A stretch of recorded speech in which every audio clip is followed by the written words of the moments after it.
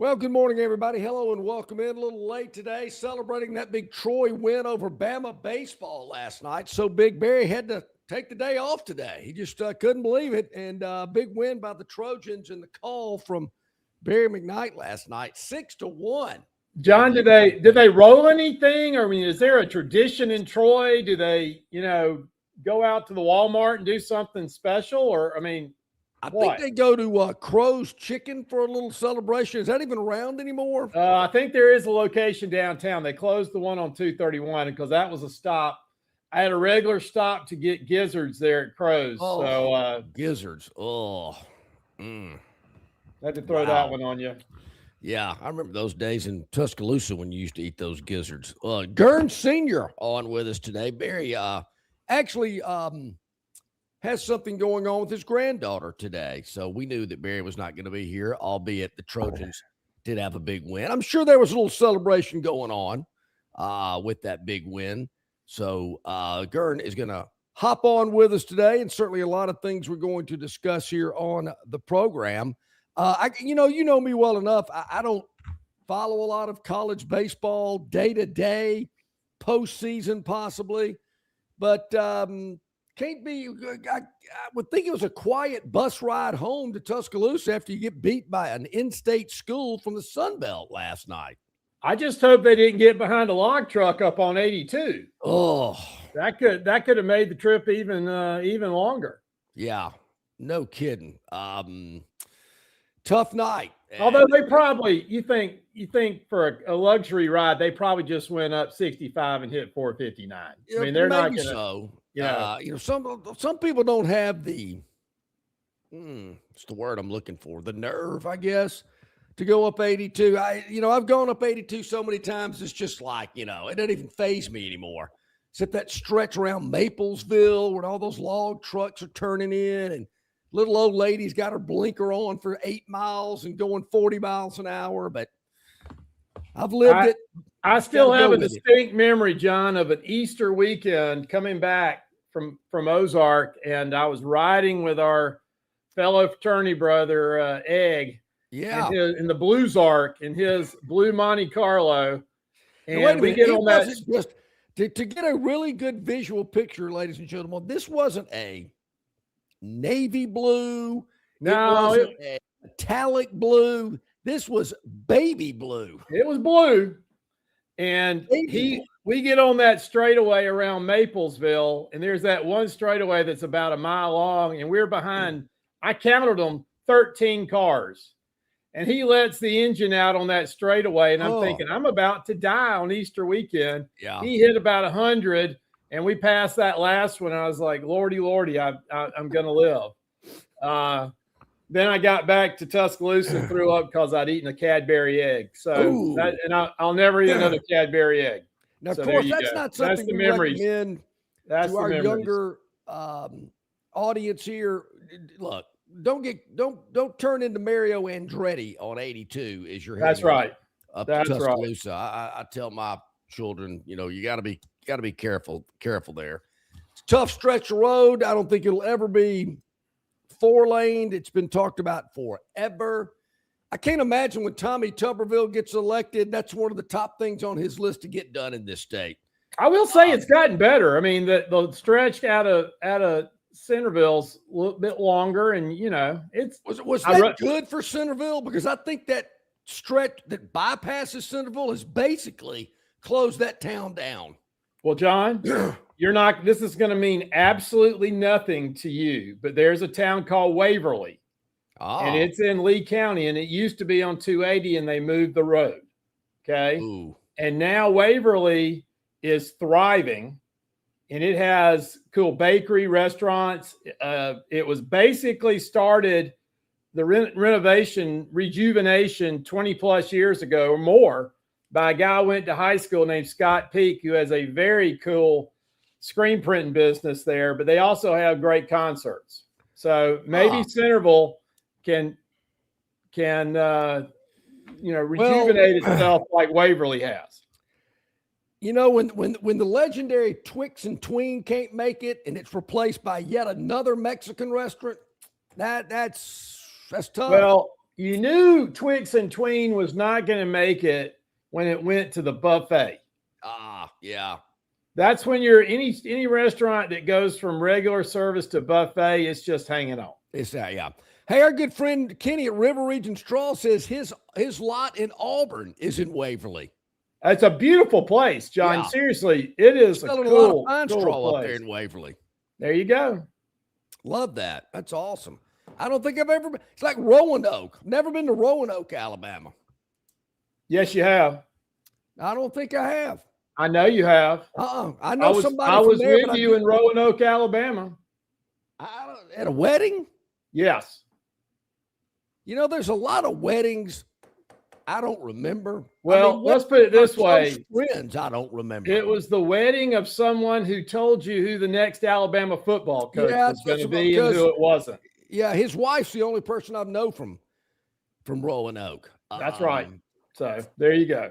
I did meet a young man by the name, I cannot think of his last name, Jalen, who worked for Trump in his first administration from Roanoke. Okay. It's the only person I can, it's only two people I can think of. There you go. But I do not, it's funny you mentioned that because I've talked with associates of ours. We've probably been sitting around together doing it with 4 or 5 other guys. My wife and I have discussed it. And I know these happened 40 years ago, 40 plus years ago. But there are weddings of our friends that I just don't remember.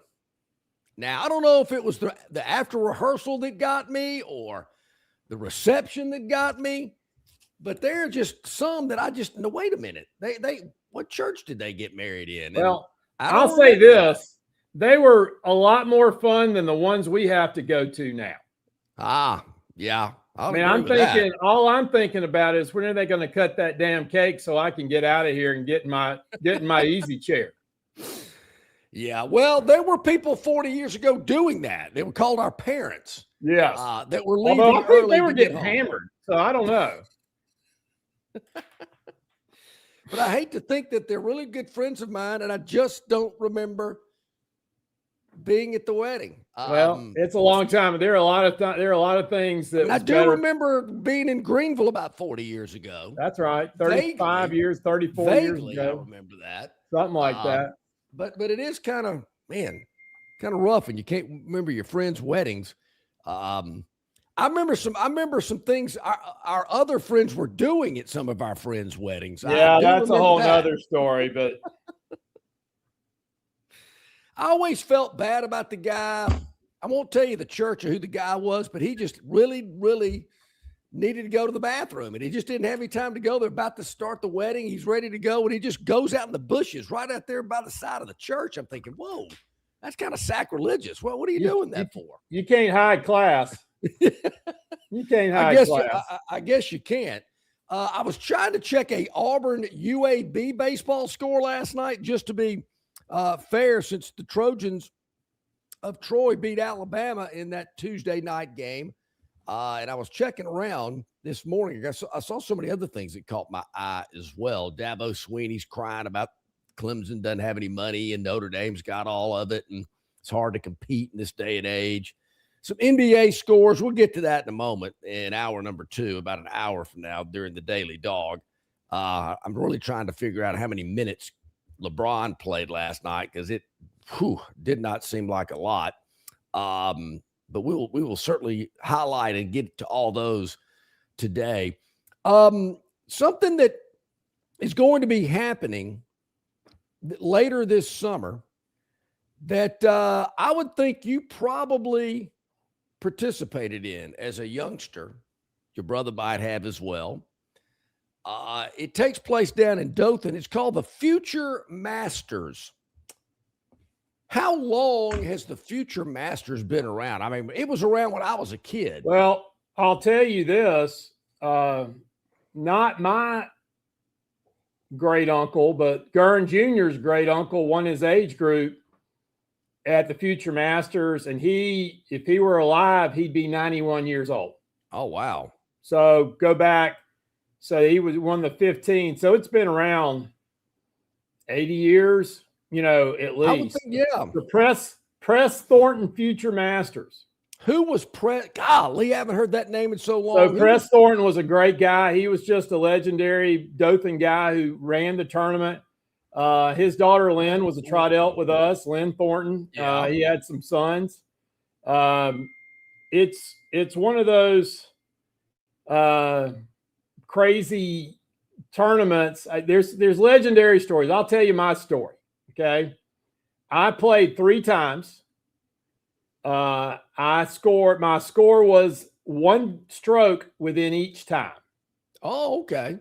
I had 2 88s and an 89, and none of those scores made the cut. But I did 2 years in a row play with a future PGA Tour winner and senior tour winner named Billy Mayfair. Okay. Because Mayfair and Matthews alphabetically, we got paired together. Yep, makes sense. It was the most nerve-wracking tournament. I never really liked playing in. I was lucky. They just gave me a spot because I was from Ozark. You know, I mean, it's one of those things. My brother did okay in it. But it was a great tournament. I mean, players came from all over. They still come from all over. Big names have won it. Well, I was about to say, I want to say that it's 75. It's the 75th anniversary this year. So it's been around 75 years. I want to say Tiger Woods' son played in it. I'm sure he did. Gary Player's son, Wayne, won it. I think Gary Nicholas might have won. I mean, there have been big names. Stuart Sink. Yep. Stuart Sink won it. He was playing against Brian Gay, who was from Daleville, which is close to us, another PGA Tour player.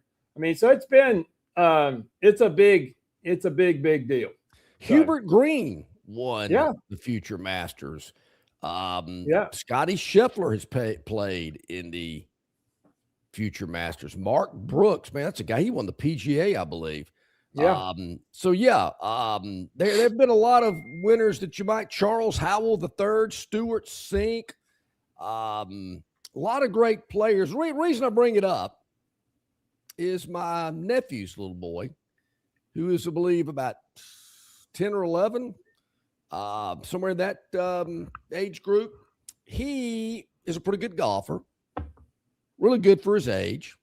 Not one of these kids that goes out and first thing he does is bomb 45 drivers on the tee box. He's really into chipping, putting, things like that. The money strokes, we call them. And he's really good at practicing that area of his game. And he's good with the other ones as well. Played in several competitive matches. He was one of, I think, 167 entries in that age group. And they took 30-something, and he's one of them. So this is a younger group. Yeah, this is like 10 and under, 11 and under. Yeah, maybe they'll have more than that in the older age groups, but the 10 and under. What's interesting is, and they used to do this for 10 and under, they'd only play 9 a day. Okay. Which those guys are playing 36 a day. So it's like, I think they probably play 18 a day now, but yeah, no, that's a big deal. And they'll probably go out Wednesday. They'll probably be in the first part of the week. Yeah. They'll have their age group go out. So, hey, we did get some information here. Auburn did win 10-2 against UAB, and Bill from Baltimore lets us know that Bama lost to both Troy and UAB in the same season. Bill. I mean, that's what I'm saying. That's ridiculous. Who's the baseball coach up there? I need to fire the guy. I mean, you're playing in-state schools. You shouldn't be playing anyway, and you get beat by both of them? I think the point was you shouldn't have been playing them anyway, because if you play them, there's a chance you can lose. Yeah, same thing in football. Why are you playing these teams? I guess, did they play South Alabama and Jack State while they were at it? Was Huntington not available? Hey, you don't want to play Jack State. Jack State may host a regional. They're in the top 20. They're for real. They have the former coach at the University of Missouri is the coach at Jack State. They ran him, and he's done unbelievable things up at Jacksonville. How about this wedding story? My roommate from Auburn was at my wedding, got so hammered that on the flight home they couldn't wake him up and had to take him off the plane in a wheelchair. His girlfriend was mortified. I know that guy. That should be former girlfriend. Yeah, look, hey man, you don't need to be getting overly served and then get on a plane and think you're Superman. I mean, everybody's in there together. Just shut up and let the pilot do his deal and don't make a scene. That's what I always say. All right, at the bottom of this hour, CJ Duncan, Yellowhammer News, is going to join us. We're going to quiz CJ today on a topic that Barry and I touched on earlier in the week. We're going to get Gurn Sr. involved in it as well because I'd love to get his thoughts along with CJ's and yours as well on our River Region Straw chat line. It is open, available, as always is. You can get in at any time just to get in on the chat, our River Region Straw chat line. You can also email us, longshoreandmcknight@gmail.com. You can do that as well. Got a lot going on today, a lot of good conversation here today as well. Love to bring in that chat room as well. We'll be talking a lot about some of your thoughts and some of your chats today on the chat line. So keep those comments and questions coming. We will address them here today. We'll take our first break. Back with more CJ Duncan in about 13 minutes here on the Wednesday edition of Longshore and McKnight. Conquer the runway at the Montgomery Regional Airport Runway 5K, Saturday, May the 30th from 7:30 until 10 a.m. Proceeds benefiting the River Region United Way. Here's your chance to run on the Montgomery Regional Airport runway. It's a great time for the entire family. For more information, just scan the QR code on the screen or visit iflymgm.com. The Montgomery Regional Airport, getting better the more you use it, with Delta, American, and United Airlines serving MGM with routes to Atlanta, Charlotte, Washington, D.C., Dallas, Fort Worth, and Houston. The Montgomery Regional Airport 5K runway run, Saturday, May the 30th. Register now for a great day of fun at MGM. All right, man, grab a Budweiser and take a knee. It is the best time of the year. It's baseball season. That means sunshine. It means behind-the-back peanut tosses. And it means sharing some cold, frosty Budweisers with your boys. Because there's nothing more American than watching America's game with America's beer. So let me ask you something. Are you ready to bring your A game? Are you ready to cheer every frozen rope down the line and amazing catch at the warning track? Are you ready for pitchers' duels and slugfests? Tell me, are you ready for the thrill of an incredible walk-off victory? I can't hear you. Are you ready for Budweiser and baseball? Then get on your feet, raise an ice-cold Bud, and let's make this season larger than life. Great times are waiting. Grab some Bud! Enjoy responsibly. Budweiser Beer, Anheuser-Busch, St. Louis, Missouri. Hey, you want your property looking its very best this spring and summer, and River Region Straw has premium long needle pine straw to make that property pop. You're not buying sticks, stems, or pine cones. You're buying premium long needle pine straw from River Region Straw. Kenny and his staff have access to the best pine straw in the region, full of color that will last all season long. And now River Region Straw has a fourth location in Chelsea on Highway 280 to go along with their locations here in Montgomery, Prattville, and Auburn. No order is too big or too small, from a few bales to an 18-wheeler trailer load. To get your River Region Straw, drop by any of their four locations or give Kenny a call or text today, 669-5959. That's 669-5959, and have the best-looking property this spring and summer with straw from River Region Straw. Drive away in a Ford F-150 or win your share of $25,000 in free play during Victoryland Casino's Truck and 25K free play giveaway. The more you visit, the more chances you have to win. Visit our Players Club and check out this month's exciting free play promotions. You'll have more fun at Victoryland Casino, where you can be a winner too. Victoryland Casino, off I-85 exit 22, Shorter, Alabama. Drawings May 29th and 30th. Must be 21 or older. Must be present to win. The Destin Connection Seafood Market at 3750 Norman Bridge Road in Montgomery has the freshest seafood direct from the Gulf of America. I'm talking red snapper and grouper, all sizes of Gulf shrimp, jumbo lump crab meat and crab claws, Louisiana Bay oysters, and New Bedford scallops.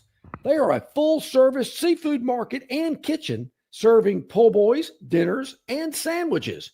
You know, many well-known restaurants in the river region purchase their seafood from the Destin Connection because they know it's the absolute best. Call ahead and your order will be ready for pickup. The Destin Connection Seafood Market, 3750 Norman Bridge Road. Call 288-4272. That's 288-4272. Local banking expertise, the newest innovations and technology, personal attention, genuine hospitality. It's all just part of the Riverbank and Trust difference. They invite you to experience it for yourself. Welcome to banking above and beyond at Riverbank and Trust. Locations throughout the river region, locations throughout the state of Alabama. River Bank and Trust.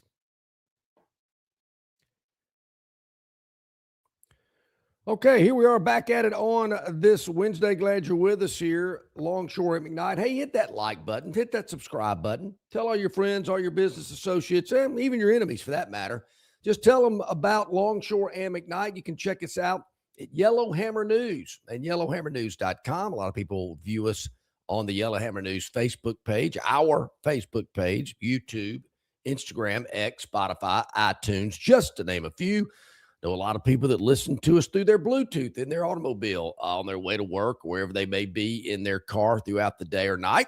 And we really appreciate that.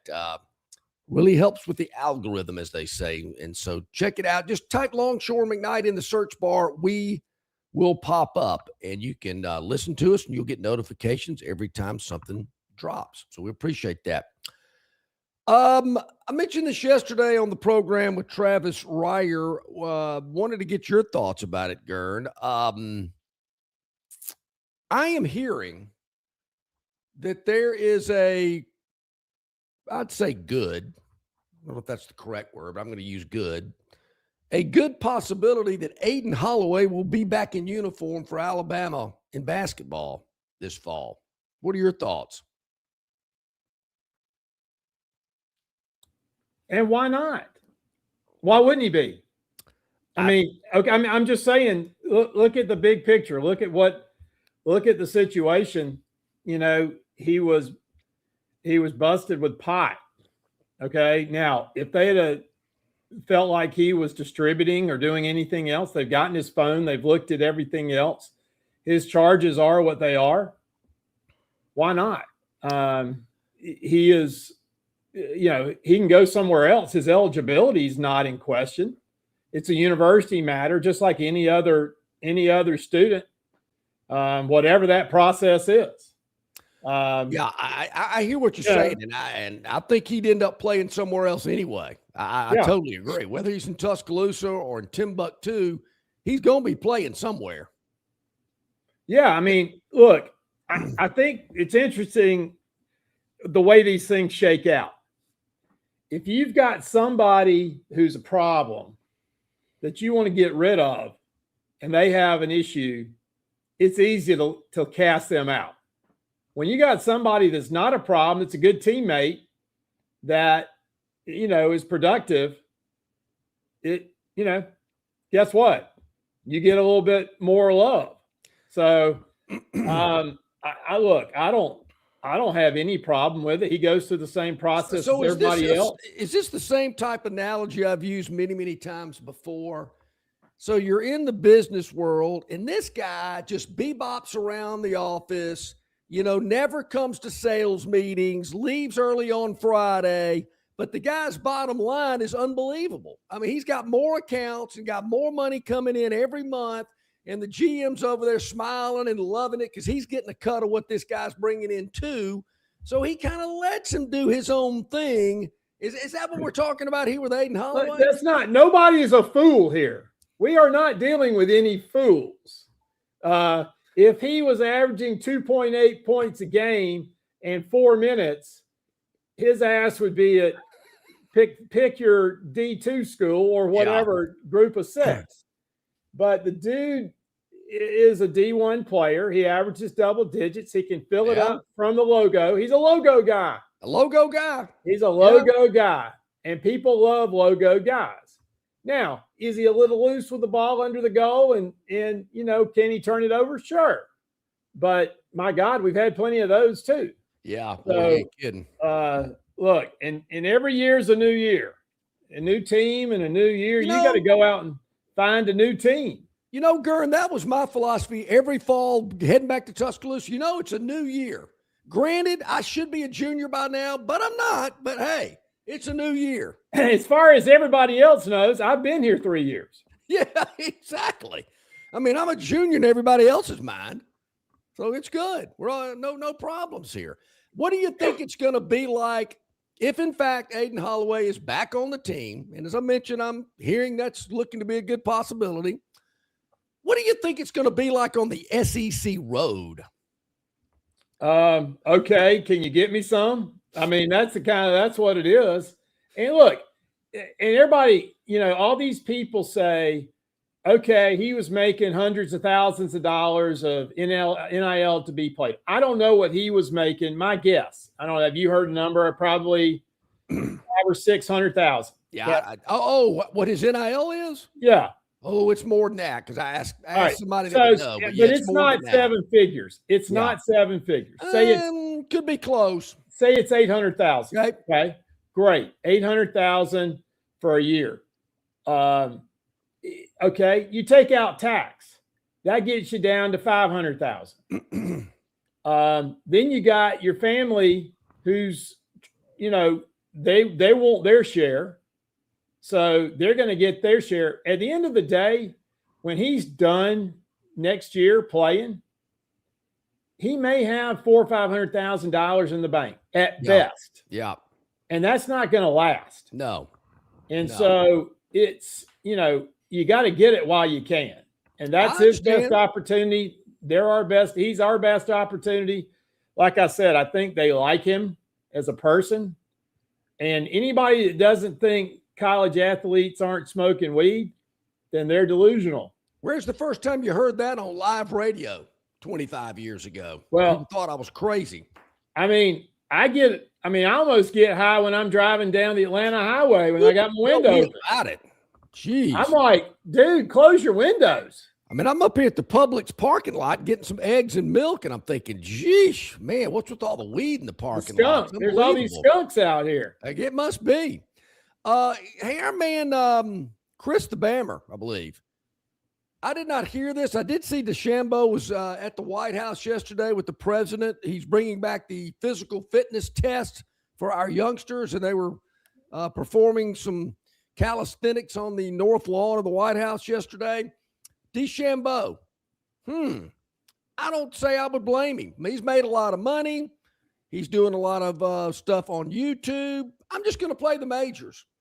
I'm surprised more golfers of his level don't do that too. There aren't many at his level. That's the thing. They're 5 or 6. That's the only problem. They're 5 or 6 that could do that. John Rahm, he's not going to make it back because he's got his contract is locked solid with LIV. Unless they go totally bust, which they're not going to go totally bust. They're going to exist in some form or fashion. Excuse me, it's Bob from Pike Road. Sorry about that, Chris. He can't come back. Well, what about a guy like Scheffler? He's playing in this event last weekend down at Miami. I'm thinking, could you have skipped that? Now, Ricky Fowler probably couldn't have skipped it because he was playing. He needed to play, I would imagine. Everybody. I wonder if more big guys that have made money, I guess, like the DeChambeaus, won some majors, that just say, the Greater Greensboro Open's just not for me. Hey, that ain't what I'm going to do. I do have a question, John. You mentioned the president's physical fitness, and my favorite one of the tests back when we were doing it, because I was a slow, fat child. The only one that I had any chance of qualifying for was the shuttle, with the erasers. They had the eraser shuttle test. Do remember that. I wonder if they still have that, and I wonder how Trump did on the shuttle test yesterday. I don't think he was actually participating. He was viewing. He was viewing it all. Yeah, but I'm glad they're bringing that back.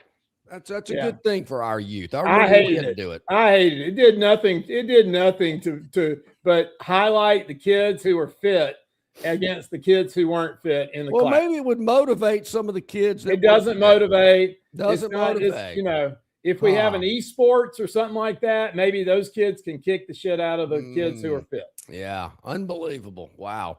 All right, we're getting close to the bottom of the hour. I see CJ Duncan is in the green room. He is going to join us here momentarily from Yellow Hammer News. Always appreciate CJ hopping on with us this morning. I do see him there. CJ, good morning, sir. How you doing today? I'm doing well. How you guys doing? We are doing great. We've actually we brought in another Vanderbilt grad here today. So not a true grad, just a postgraduate grad. So I'm not grad. I'm a single door, not an undergrad door. So hey, that's good enough. That's good enough for me. There's not many of us in Alabama, so I'll take it. All right, CJ, no, although I did not go to undergrad, my brother did play golf there, but I grew up in Southeast Alabama in the 70s and 80s as a Vandy fan. And it was the worst existence a fat child could ever have at school because you couldn't, Auburn every now and then would be okay. Alabama would always be okay. Vanderbilt was never okay in that period. and so basketball was my only respite. They were okay and at times, but the football was, if you didn't get beat by 40, then it was a good weekend. Well, you've earned your fandom. That's I right. will never take that away from you. If you can pull it all the way back to that time period, then kudos to you. I can honestly say I didn't know a whole lot about Vanderbilt until I entered the national city limits. So it's good to see more doors around here. So, all right, before John sabotages the interview, I'm going to ask a question I should know the answer to, but don't. But I just did something I've never done before. I just checked out the CFL draft, the 8 rounds of the CFL draft. And I know Diego's in Baltimore, but I didn't know if you could declare for the draft or not, but to me, that's where he heads. I'm not telling him what to do, but he's a natural. Sure. Yeah. You know what? It's hard to say what his NFL career is going to look like if there is one. He's got a lot to prove. He's got to prove to Baltimore that he's capable of being a backup at the end of the day, and he's got to prove that to the league as well. The league has already stamped him as a non-starter. They don't see him as that, but he has to prove that in tight spots, if there's injuries or whatever it may be, that he can be capable, that he can be competent on the field and keep the team out of harm's way. And so he's going to have a full off season, and he'll probably have a couple of preseason games to prove just that. But if he cannot do that while also behaving himself, right? Your backup, no coach wants their backup quarterback in the news. That's just the way it is. That's why you see a lot of guys' careers end a little earlier than they should. Cam Newton, for example. Cam Newton is still in amazing shape. He's probably in NFL shape currently today. But his personality is so big that he would take over any locker room or any media cycle in that particular city, and it would hurt the starter's chances of being successful. He's just one of many people that way. CJ, do you see Diego Pavia as a Canadian League quarterback, as a UFL quarterback? I don't know what kind of money UFL quarterbacks are making, but are those two leagues you could see him being in? You know what? It really just depends on his desire to play football. Where is he at mentally with the game? And at some point, we have all loved the game. We've all had passion for the game. That's the reason we continued to play as we got older. But Diego has become somewhat of a celebrity. He's hanging out with Theo Vaughn, and he's hanging out with Johnny Manziel, and he loves the lifestyle. And what's the point of playing UFL if you can just go work for Barstool or go work for one of these other kind of content creating shops that probably will pay you more than the UFL will. I kind of look at it like that. It seems like he leans more into that than he does football at times. We've discussed several topics this week that I jotted down because I wanted to get your thoughts about them as well. So I'll hit you with this one that Gern and I were just talking about in the last segment. You're a performer, you're a past collegiate athlete, went on to play professionally as well. But we were talking about Aiden Holloway, the basketball player at Alabama. Got into some trouble, had a large amount of marijuana in his possession, more than what most people think a single person would need. But there's some talk out there, CJ, that Aiden Holloway is going to be back on the Alabama basketball team. Your thoughts about that when particularly college athletes, when they get in trouble, and I know there's different levels of trouble you can get in. Man, to me, that's a dicey, delicate situation, not only for a coaching staff, but a school as a whole to deal with. Your thoughts about a guy that was arrested for a large amount of marijuana coming back to possibly play for his team? You know what? I think you're exactly right by saying it's dicey. You know, from one perspective, you don't want to ruin the kid's life. He truly made a mistake. You know, he gets found not guilty of trying to distribute said marijuana. And you know, these kids got so much money now. I was with a buddy last night, a former teammate, and he's a coach. Josh Crawford. He's at Bowling Green now with Eddie George, and he was telling me about NIL and some of the numbers he's throwing out. And I'm like, you know, this guy's a backup getting this kind of money, or this guy, even though he's a starter, he's a low level player in his conference and he's getting this kind of money. And so, you know, kids do kids things, they do stupid things. And it sounds like he made a mistake. He made a real mistake. But that's what happens when, you know, kids get large sums of money when they're not yet mature, right? And so you don't want to ruin the kid's life, but there does have to be heavy discipline because everyone else is watching. Everybody else on the team is watching. And so now you're setting a precedent as to what they can and cannot get away with. And you have to say, hey, this is one thing that is absolutely a non-starter on our team. This is something you cannot do, or you will be punished to the highest degree.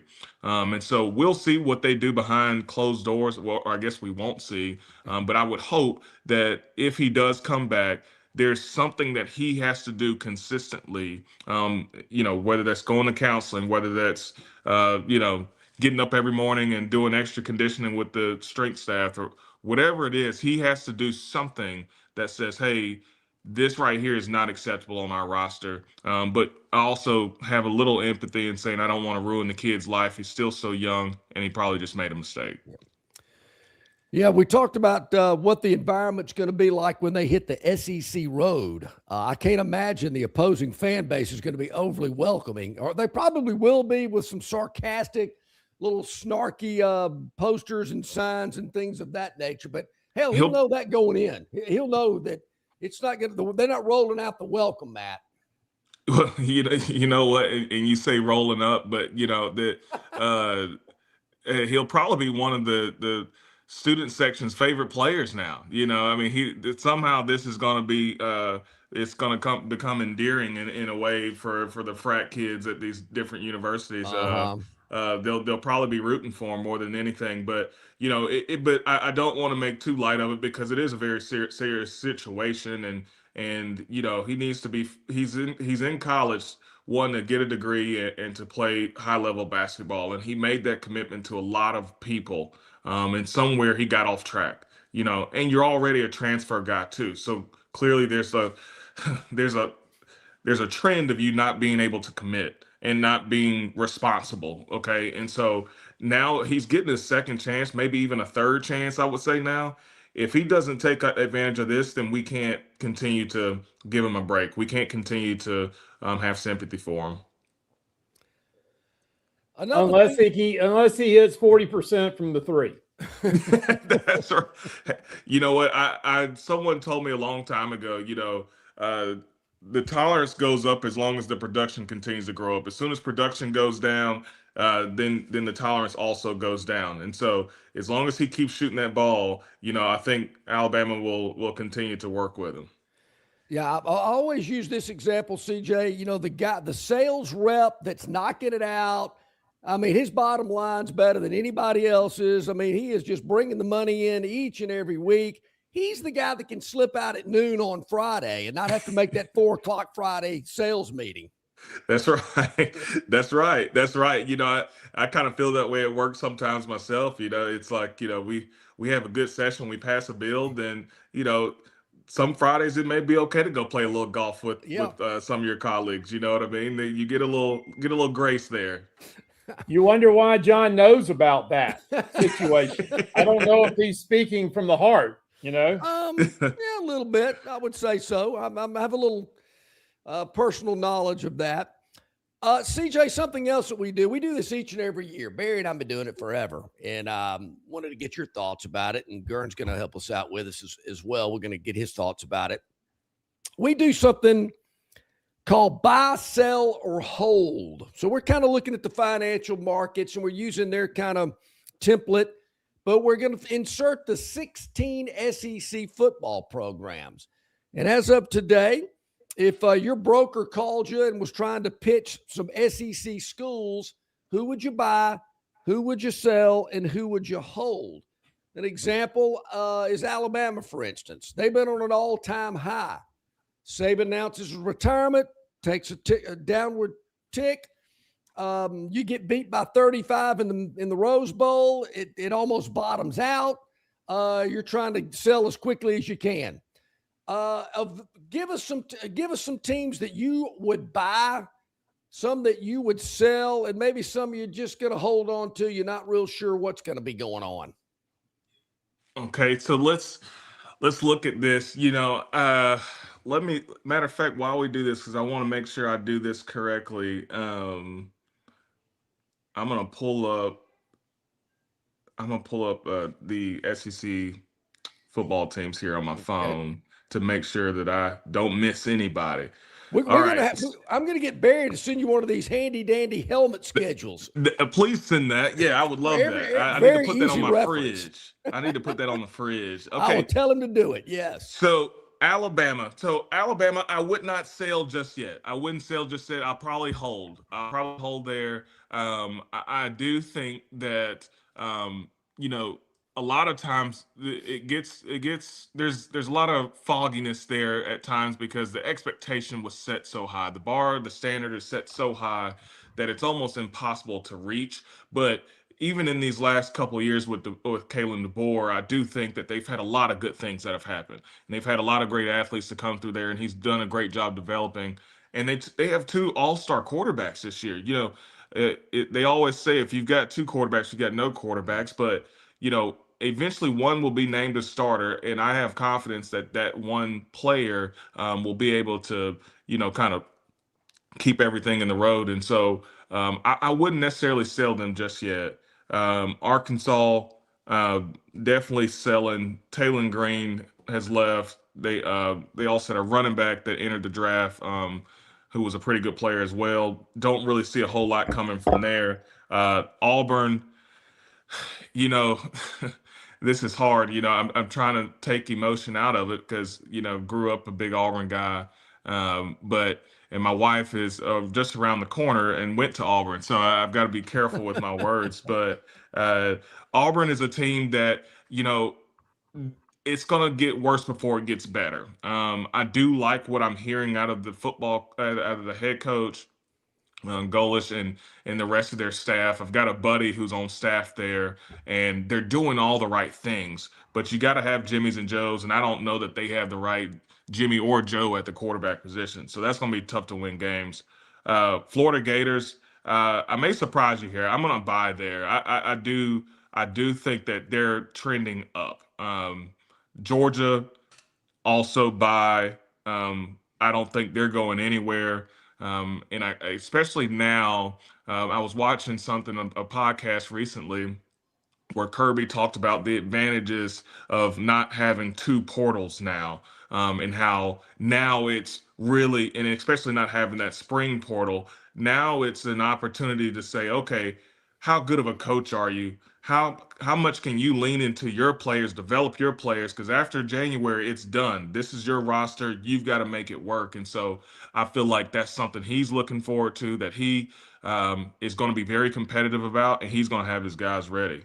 So Kentucky, we're selling there. LSU, we're going to buy. After all of this craziness, the dust is going to settle, and Lane Kiffin is going to continue to be a great football coach. Regardless of his off the field stuff, similar to what we said earlier, if you continue to shoot 40% from three, we're going to be okay with you. Mm-hmm. It's the same with Lane Kiffin. If you continue to win 11 games every year, 12 games every year, then we're good. And Lane does that very well. He does it at a high level. He is a boy genius when it comes to the offensive side of the ball. He's very creative. He has very great in-game instincts. He knows how to basically pivot off of what the defense is doing in that particular instance. And I was watching the game one time, and I may have told you guys this before, but I see the ball boy for Ole Miss. He's like running up to on the field and whispering in the player's ear, and I'm like, you don't really see that. Usually they run with him to get the ball, but he's like whispering in the receiver's ear. And I asked a buddy of mine, I was like, hey, what? He's an Ole Miss guy. I said, hey, what's the deal with the ball boy going on the field? He said they all have little headphones in, and they're telling them the next play, or they're telling them, hey, it's hurry up offense, or telling them the formation so they can run it quickly. I was like, I played football a long time, never seen that before. But that's just how creative Lane is, Yeah. and he takes advantage of even the small things. And that's why it makes sense why he is successful. Mississippi State, they've got a good young core. They will surprise some people. I'm going to hold there. I think they're going to surprise a lot of people this year. They've got a really good young quarterback who everybody wanted in the portal, and he ended up staying. Missouri, I'm going to sell there. I don't see a whole lot there. Oklahoma, I'm going to buy. I think prior to John Mateer hurting that thumb, they were one of the hottest teams in the SEC. And they've got a lot of talent on defense. They just got to figure out a way to run the ball. Once they figure out how to run the ball, they're going to be a very, very dangerous team. Ole Miss, I'm going to sell. Had a good year. They were hot at the end of the year, but I'm kind of feeling like that's a flash in the pan situation. They've lost a lot of guys. Now that same energy, they were playing for something. They were playing to prove something. Oh, Lane left us, and they already kind of. I just don't see it happening again. I mean, so CJ, if Lane stays the whole year, okay, and finishes it, is the current coach the head coach at Ole Miss? Stays the whole year, then goes to LSU, and they do a search. Do they hire their current coach? Or was he just in the right place at the right time because Lane left early?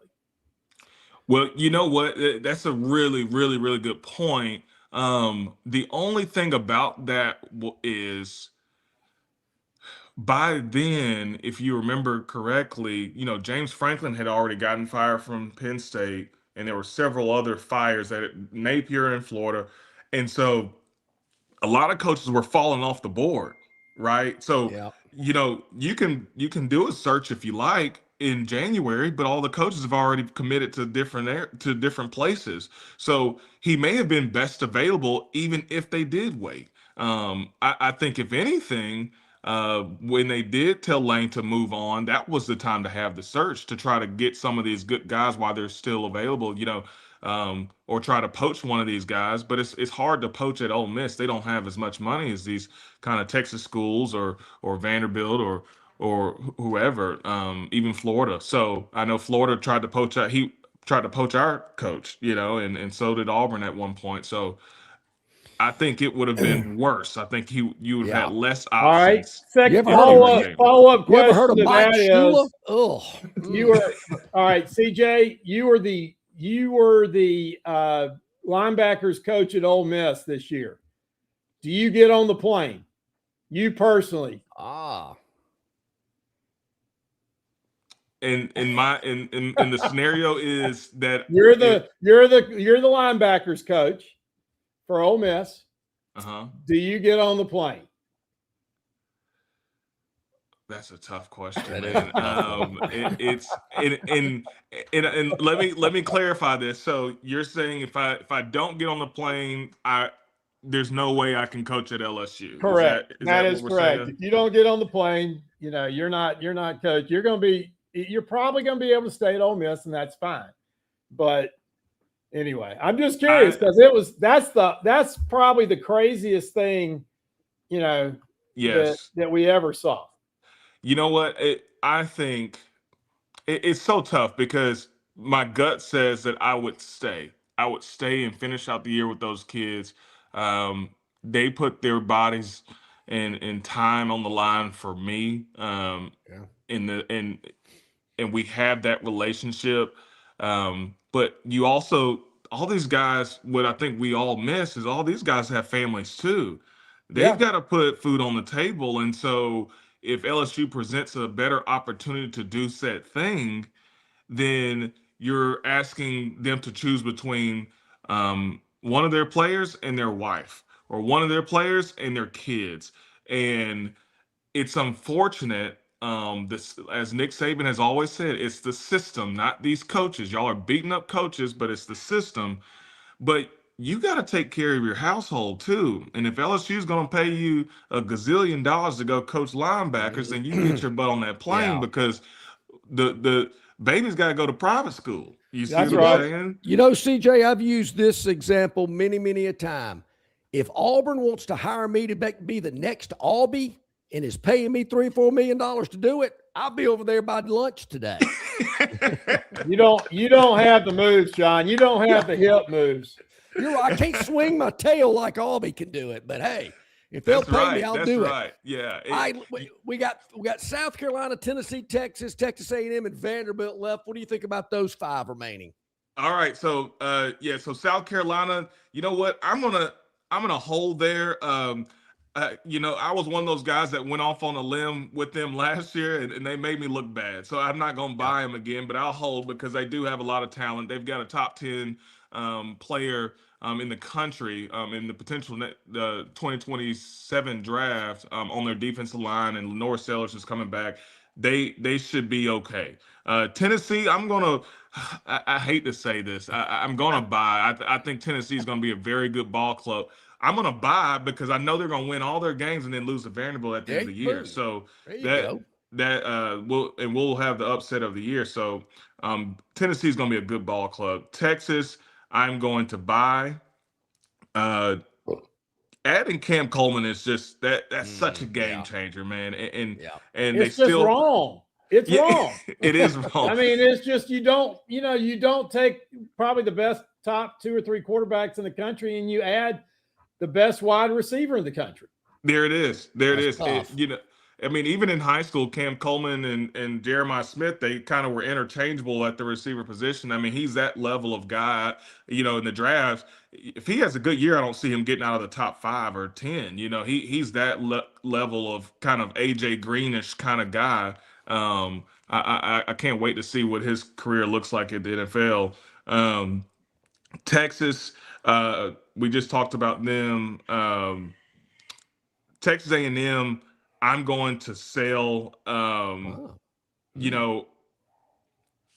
The schedule was easy last year. They lost a lot on their defensive line. Their quarterback is inconsistent with his feet and his eyes, so he's an athletic guy, but he's not really on time with his balls.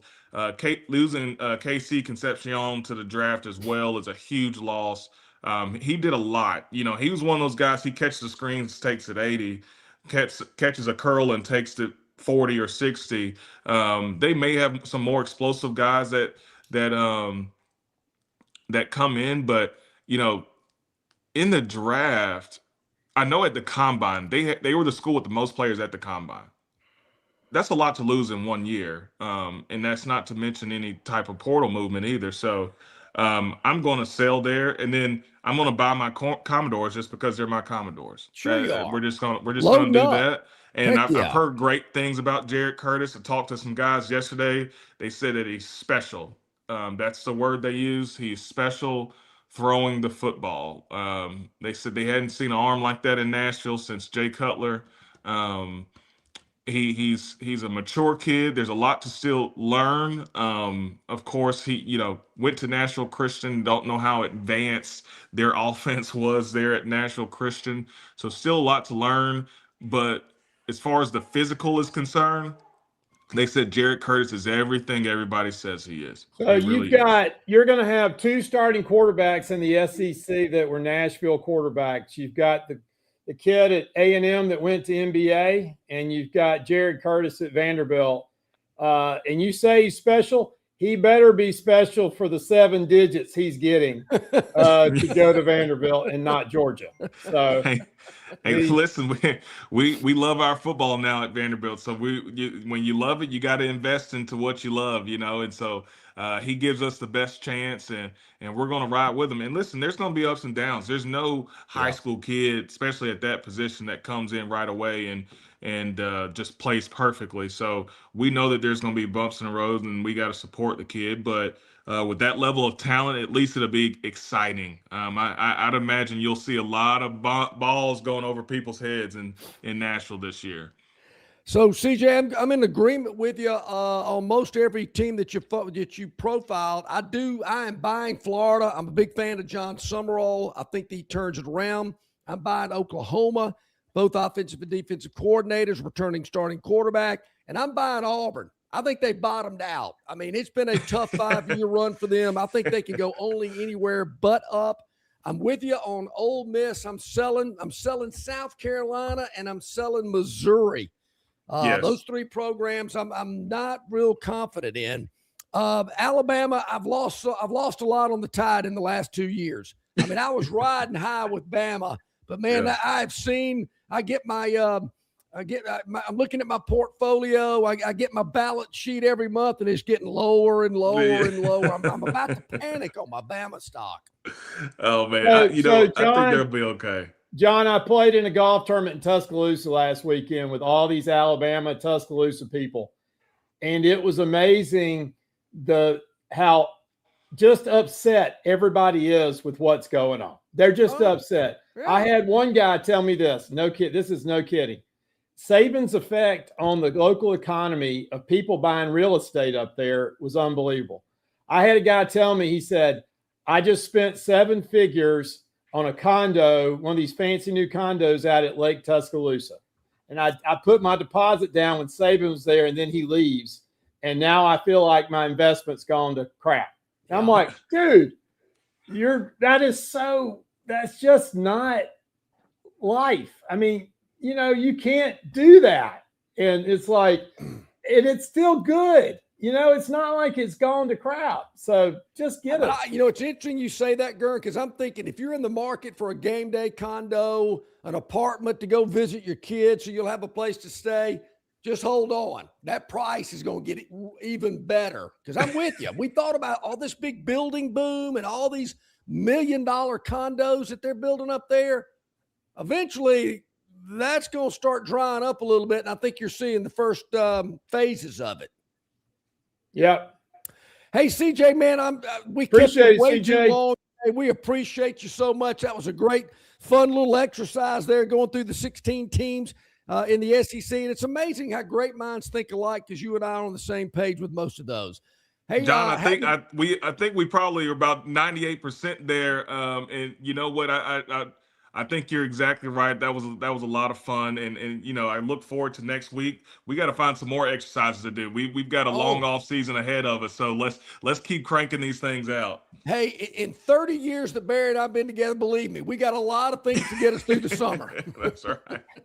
That's awesome. All right, thanks, CJ. Have a great week, CJ. We'll talk next week. Thank you, my man. See y'all next week. Thanks again, guys. You too, buddy. CJ Duncan, Yellowhammer News, grew up right here in Montgomery, playing for St. James. Went on to have a great career at Vanderbilt, was in the NFL as well for a while with the Arizona Cardinals. We really appreciate his time with us today. Wow, a little late for a break. Let's take one. It's top of the hour. We're going to get Gern's reaction to the buy, sell, and hold of the SEC football programs. A lot more to get to today as well. The Daily Dog, tough one last night. Man, it was tough. But, hey, we'll press on. We'll do that later in hour number 2 as well. Gern Jr.'s Victorland 777 topic wheel will also be a part of the next hour. So, hey, Don't go anywhere. Stick around back right after this. Hey, you want your property looking its very best this spring and summer, and River Region Straw has premium long needle pine straw to make that property pop. You're not buying sticks, stems, or pine cones. You're buying premium long needle pine straw from River Region Straw. Kenny and his staff have access to the best pine straw in the region, full of color that will last all season long. And now River Region Straw has a fourth location in Chelsea on Highway 280 to go along with their locations here in Montgomery, Prattville, and Auburn. No order is too big or too small, from a few bales to an 18-wheeler trailer load. To get your River Region Straw, drop by any of their 4 locations or give Kenny a call or text today, 669-5959. That's 669-5959, and have the best-looking property this spring and summer with straw from River Region Straw. On the basketball court, the soccer pitch, or even the golf course, your crew brings their best not just for the win, but for that post-game celebration. When victory tastes like Michelob Ultra, it's worth every drop of sweat. And if you don't win, you'll still get the beer. It's just on you. Superior is worth playing for. Michelob Ultra, 2.6 carbs, 95 calories. Superior light beer. Enjoy responsibly. Copyright 2025, Anheuser-Busch Michelob Ultra Light Beer, St. Louis, Missouri.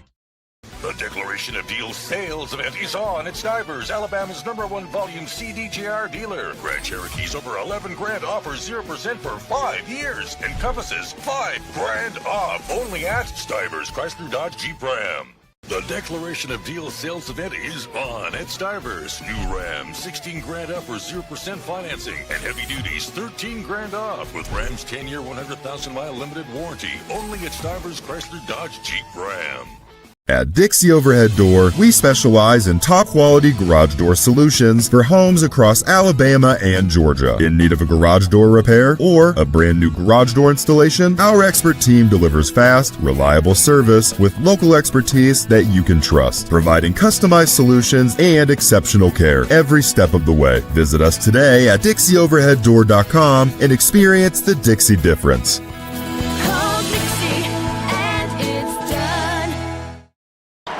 Hey, where's the beer guy? Bud Light here? You got a Bud Light? Bud Light? I'm here, Bud Light. Bud Light here? Bud Light here. Bud Light here? Bud Light where? Bud Light here? Oh, Bud Light there. I missed that because of you. You did not miss that play because of me. Have to stop talking this way? Yeah. It's actually kind of fun. Hey, I got your Bud Light. Oh, nice. Never mind. Anything for the clean, crisp taste of Bud Light. What I miss? I have no idea.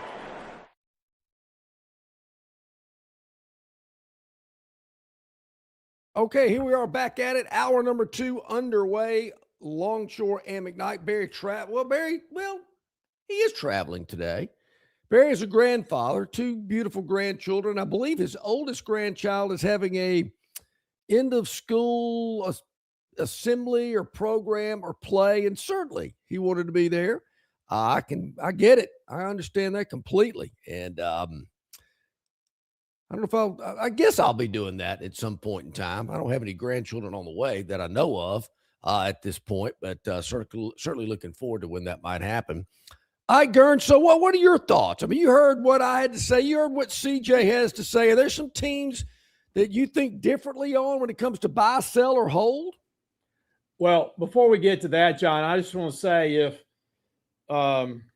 if my granddog, Gern Jr.'s dog, ever has an event at its doggy daycare, and if he ever goes to a doggy daycare, I'll have to take the day off to go. Go for that. That's going to be my the closest thing right now for grandkids, intended grandkids. How about that?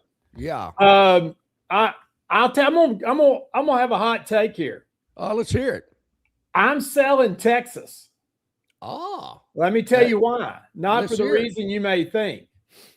I'm selling Texas because there's no way the stock can get any higher. Everybody, I mean, you might as well just give them the national championship. Everybody is saying they are going to win it easily. And maybe they will. But by God, right now, it's like that yes, they have the best roster in football, it looks like. Because you start the quarterback, they got arguably the best or top 2 or 3 quarterbacks in the country. You've got 2 great wide receivers. You've got maybe, I don't know about running back, that may be a weakness, and they fill in the rest. But that's what everybody's saying. So, do you sell it? Do you sell a little bit right before the Ohio State game? Let it drop some, and then buy it at a lower price and let it build back up before they get to the national title game? Maybe, but I personally think they're going to whip Ohio State's butt. Okay. I just got that feeling. It's one of those that, and that doesn't mean anything for the end of the year. Ohio, maybe the best thing that ever happened to Ohio State, and they win the national championship because they're probably not going to lose more than one game in the Big Ten. Texas, I could see them losing a game. I could see them losing 2, maybe.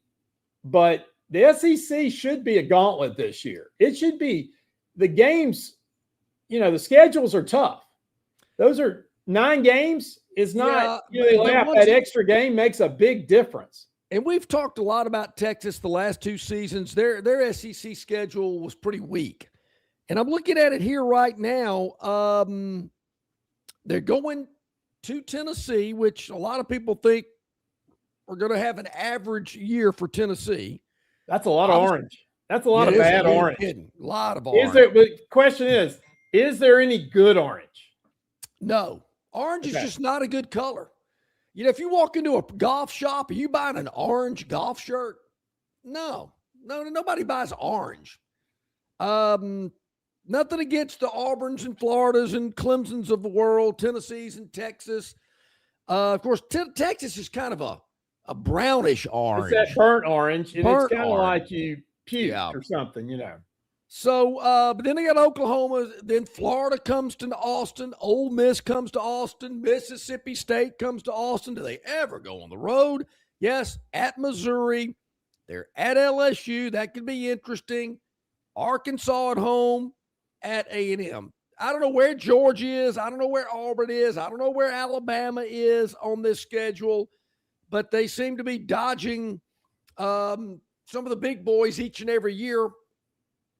Better games, but could be better. So that's my hot take. Who we got? This is the first ball is Tennessee, and I just hate them because they low down, they dirty, they some snitches, and I hate Philip Palmer. I hate their colors.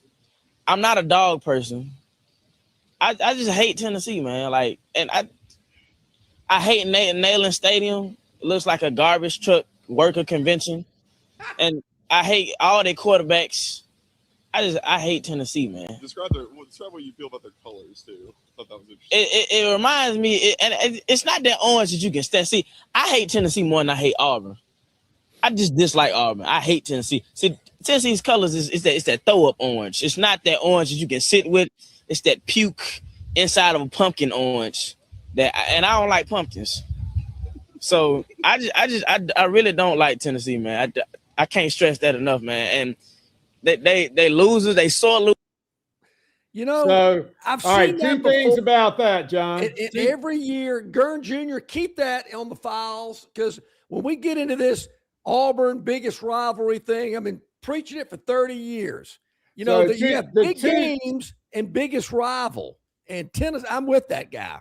Two things that slay me about that are the garbage truck convention workers and the inside of the pumpkin orange. I mean, how do you come up with that? I mean, that's a good one. That's a classic. Yeah, we've got to keep that for the third week, Saturday in October, because, and I don't know. There's just something about the third Saturday in October. Friends of ours, we've been together watching the game many a time. Maybe it's just how we grew up. My father had the same feelings about Tennessee. I mean, Coach Bryant had those feelings about Tennessee. he and General Nealon, were always at each other's throats. And I don't think the younger generation really understands the history of that rivalry. Well, I mean, we've talked about this. I've mentioned it. Gurn Jr.'s grandfather, my father, was the head cheerleader at the University of Tennessee in 1951 when they won the national championship. So we started out as a Tennessee family, and then he got crossways with a basketball coach up there before I was even born. And next thing you know, we're Vandy fans. And next thing you know, we're diehard Vandy fans. So figure that. All right. So here's another hot take. Yes. Okay. I'm going to buy Auburn. Okay. Yeah, I'm buying them too. Let me tell you why. They're penny stock. There's no way you can go lower. So they've got growth potential. And on this show on November 4th, I said that they should hire Alec Golish, and they did. Didn't know they would do it, but they did. And I'm telling you, the guy is the real deal as a coach and a program coach. Okay. Auburn, they finally got it right. They finally got the type of coach that's a hard ass that will coach them up. If you want to read a good story, read about his high school coach that he has. It's his player personnel guy. Yeah. Okay. So he's got this guy. So Alec, his story. They moved to wherever and he started playing football. His family's from Russia, all that kind of good stuff.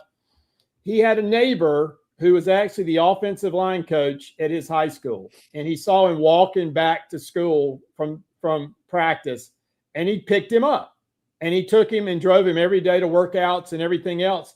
And he became like a member of their family. So when he got his job, I think it was at USF or maybe even before, when he got the job at USF, he said, "Hey, I want you to come work for me." And you're like, "Well, what do you want me to do?" He says, "I just want you to love on the players like you loved on me and how you showed me what to do." And that's what he does. And so that's the kind of stuff you don't hear about in college athletics anymore, but that's the kind of glue people that make programs. Okay. They may not have the best team this year, but I have a feeling in a couple of they will have an excellent program. Yeah, I think the program. If you can do that now in today's day, you may not be able to do it. But I mean, but I think it'll be there. And so y'all better love on him, because if he gets a chance to go to the Big Ten, he's going to the Big Ten. Talking about Golish. Yeah. So you better, that's an interesting take as well. I've never heard that. I could see him maybe heading to the Big Ten, who seems to be flush with cash, making a ton more money than the SEC is. We can talk about that as well later on. I think you're right. I think Auburn has bottomed out. I mentioned that with CJ. I just think the last 5 years have just been, we know it. We know the records. We know what's happened. So I think there's only one way to go, and that's up. Vegas doesn't have a lot of faith in Auburn at 6.5 wins. I think it's too low. I think Auburn can certainly win 7-8 games. I think the over is the play there. I do wonder, though, Gurn, I want to know what happened with John Summerall, because to me, that was the perfect fit. I think John Summerall would have been a lifer at Auburn. He's old school. He's got some Pat Dye in him. And as I said during this hiring process, search process, Alabama fans do not want Auburn to hire John Summerall. That's a coach they do not want to see in Auburn. Maybe Alex Golish surprises them and bites them in the butt as well. But I want to know what happened with John Summerall, because there's a little gray area there. I think I know what happened. I think it's simple. On the record. I think it's simple. I think you put the two next to each other. Florida's better program overall, top to bottom. It's just better. However you feel it, it just feels better. And you don't have the meddling as much. Now it's going to be tough there, but they also don't have a state income tax. Yeah. That's a little bit. That's what, 5%? Yeah. Take 5%. That's a couple $100,000 a year, Yeah, I'm told that Summerall wanted the Auburn job. His wife's an Auburn grad, all that stuff. Coached here in the state at Troy for several years, knows the landscape. I think Auburn people would have loved to have hired Summerall. You know, there's a lot of talk about that powers that be were telling Summerall who he could and could not hire, which if that is true, and I've heard that from multiple sources, Auburn's got to get over that. I've been saying it for years. You got to let the coach run the show. And none of these people, well, you need to keep this guy on your staff, and we need you to do that too. And don't call those kind of plays. That's bitten Auburn in the ass for so long. They got to move on from that. From what I've seen out of Golis so far, looks good. Good presentation. Everybody's happy, but, you know, you got to win.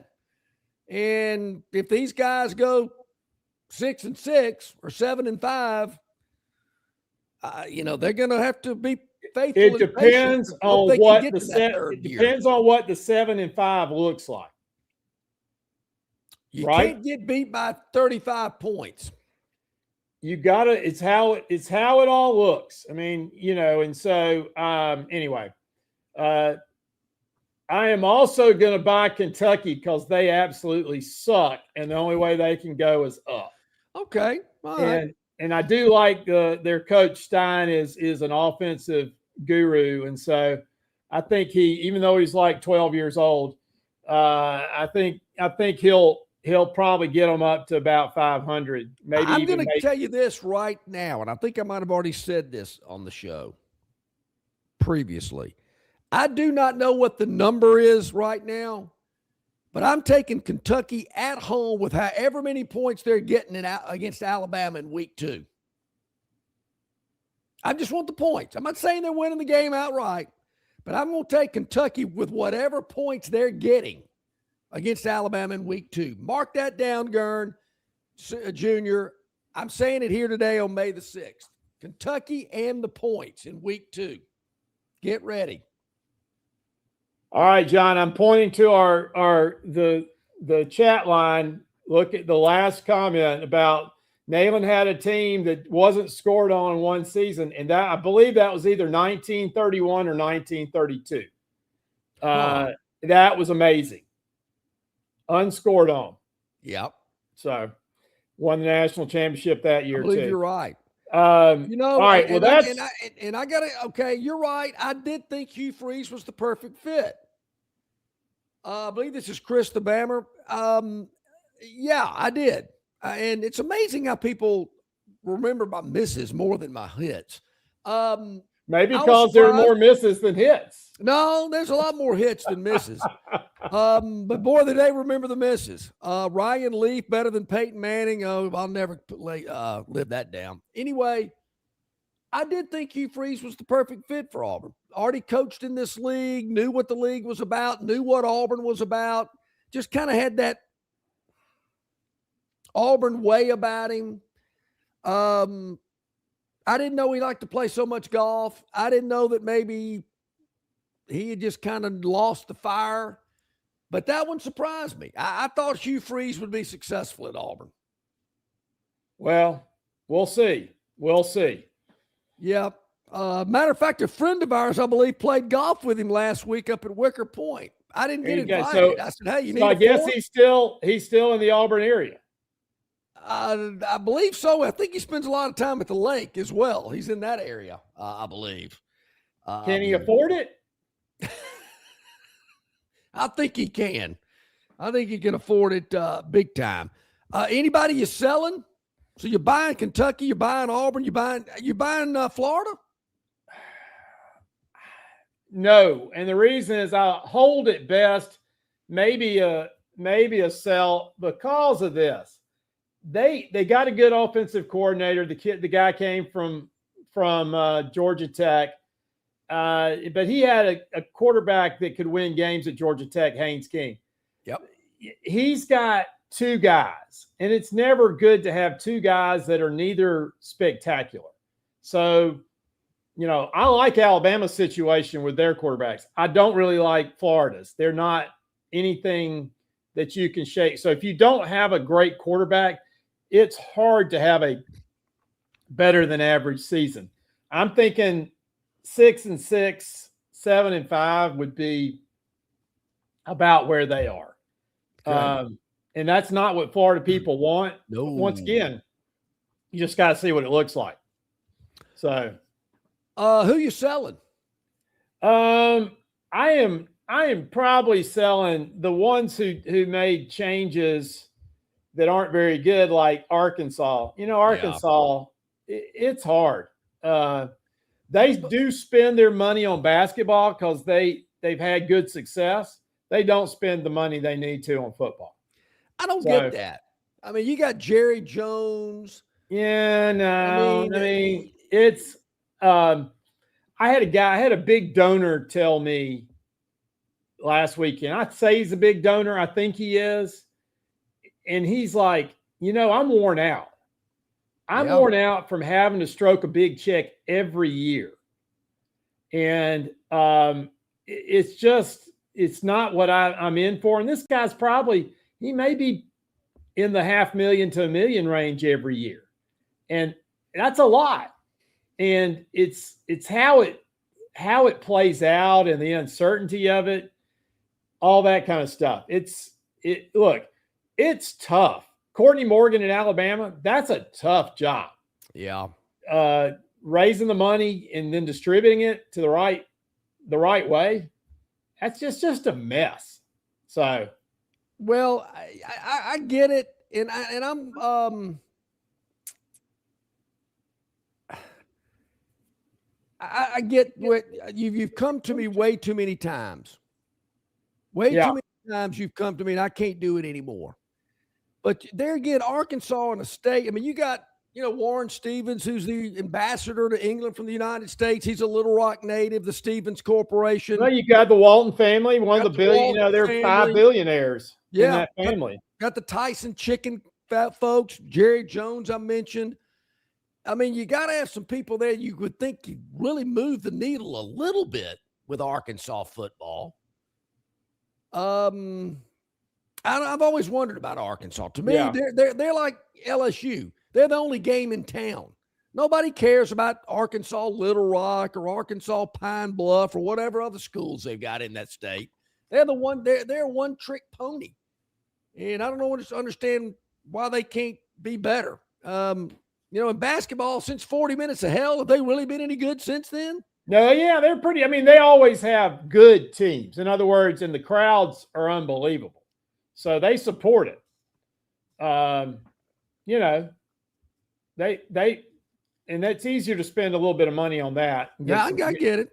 I get it. I'm definitely down on Missouri selling them. I don't know your thoughts about that. A lot of hype about Oklahoma out there, but with their returning quarterback, 2 coordinators coming back, schedule kind of plays out nicely for Missouri Oklahoma as well. Missouri's in the SEC? At last I checked, they're still letting them participate. You ever been to Columbia? I have not.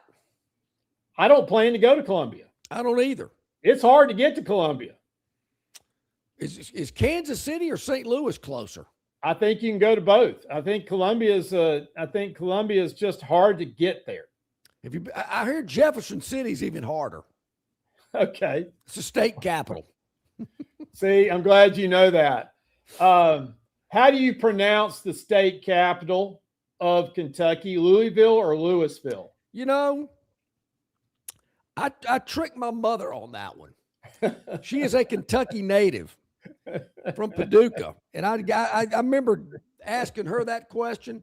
But I think Frankfurt's another hard place to look get at to. you. You've got your state capitals down. I like that. How do you get to Frankfort, Kentucky? Is it on the interstate? Frankfort's easy to get to. It's up. You go to Lexington, take a left. Okay. It's not far from Lexington. Go to Lexington and actually, take a left. I believe, if my memory's right, you can go to Woodford on the way. It's on the way in Versailles or however you say it, Versailles. It's not Versailles, but it's Versailles, Kentucky, somewhere around there. Speaking of the bluegrass state, I believe you've been. I never have. I've seen a lot of pictures of people that were at the Derby over the weekend. lot of interesting. Hey, let's take a fashion break, things. and then we'll spend 5 minutes on the Derby because I've got something to add there. Yeah, and the Phantom's Daily Dog is Yep. coming our way as well. We do need to take a break. You're right about that. A little long-winded. Let's do it. It is about 26 minutes past the hour. Let's take a timeout. Back with more right after this.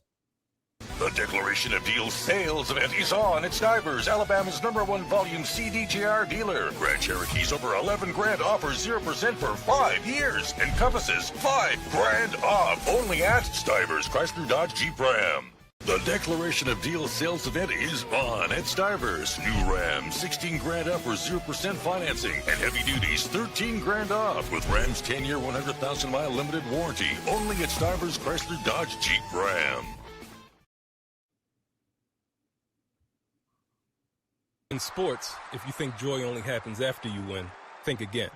Look at the world's most successful athletes like Serena Williams, Brooks Koepka, and Alex Morgan. They don't spend all their days grinding away. They take time to enjoy themselves, like getting together with friends over a Michelob Ultra, because they know that happiness is the key to winning, and that joy is the whole game, not just the end game. Michelob Ultra. 95 calories, 2.6 grams of carbs. It's only worth it if you enjoy it. Enjoy responsibly. AB Michelob Ultra Light Beer, St. Louis, Missouri. Known by avid golfers as one of the most beautiful and challenging stops on the Robert Trent Jones Golf Trail, Cambrian Ridge in Greenville lies just 40 miles from Montgomery. It is well worth the ride for any golfer looking for 27 holes of jaw-dropping golf. The greens have been redesigned to accommodate the higher green speeds associated with their installation of the latest generation of ultra-dwarf Bermuda grass. Cambrian Ridge offers a fully stocked pro shop with all the latest equipment and apparel. Great food and beverages in the clubhouse can be enjoyed both before and after your round. Get your group together and hit the trail. Go to rtjgolf.com/Cambrian Ridge for tee times and more information. All right, about 28 minutes past the hour here on this Wednesday. It's time for the Phantom's Daily Dog. And last night we were in Oklahoma City, where the defending NBA champ Oklahoma City Thunder took on probably the best-known team in the NBA. They've won a lot of titles themselves, the Los Angeles Lakers. And it just didn't go our way. I don't know what it was. LeBron James for the Lakers, 27 points, 6 assists. He can't do it himself. Can't do it all alone. Played 36 minutes in the game. One less minute than not even sure how you pronounce this guy's name. But be that as it may, didn't put in enough to help his team. They lose by 18. They were catching 16. I don't know if there was a late bucket, by the Thunder. By that time, I just couldn't take it anymore. I quit watching. But those things happen. They happen. Thought there'd be a little bit more pride there last night. LeBron played 36 minutes. It's amazing because I did watch a lot of this game, but I just didn't seem to see him on the court that much. Luke Kennard played 29 minutes coming off the bench. Maybe he was taking some of LeBron's minutes. Who knows? But anyway, hey, Bronny James got 2 minutes of action last night. But we took a loss last night in that game, so no need to harp on it. No need to sit here and bellyache about it. Let's go to tonight, where we've got a couple of games left. And Gern, I know you're a big basketball fan. I don't know if you watch much NBA. I don't watch a lot of regular season, but I have to admit, I do enjoy postseason NBA basketball. I do too. I watched last night. I tell you, OKC. I tell you what's interesting, John, in that OKC game. Did you notice the crowd? Well, I did. It was crazy. It was crazy, and I don't know if it's the lighting. I assume the upper deck was filled. Oh, hard Couldn't sellout. tell. Hard Okay. sellout. It is. They go crazy, and everybody's got a T-shirt. You saw that. Yeah, Everybody I did gets a see that. T-shirt. Yeah. A market like that, a smaller market team, they're the only game in town. I get it. I mean, I could see Memphis, if they were really good, they pack it out as well at the FedEx Forum. New Orleans, if they were good, I could see them having big crowds every night. Unlike New York and Boston and LA, it doesn't matter. People are going to show up no matter what the record is, unless you're just, so bad you're the worst they've ever been. But that is, Oklahoma City, they do show out. They got a heck of a roster. Most say what you want to about any player. Players are. Any player in the NBA, in my book, if you're starting a team, the best player in the NBA is Shai Gilgeous-Alexander. I would want him over any other player in the NBA. He is unbelievable. Good to know. I'm not in the market, but if I was, he'd be the first guy I'd go for. All right, so tonight we got two games. Philly at New York, 76ers at the Knicks, 6 o'clock ESPN. And then we've got the T-Wolves at the Spurs following that game at 8:30. I mentioned this yesterday. Look out for these New York Knicks. I've been following them for the last several weeks. Saw them a lot in their series with Atlanta. Their last 5 or 6 games, they've all won. They've only won one of those games in the teens. All the other wins have been 20 or more. So this team is winning big. The Knicks, they got a good team. I've been impressed with what they've got. They're laying 7.5 tonight. I don't think that's enough for a dog to take, even with Philadelphia down 1-0. So we're going to San Antonio.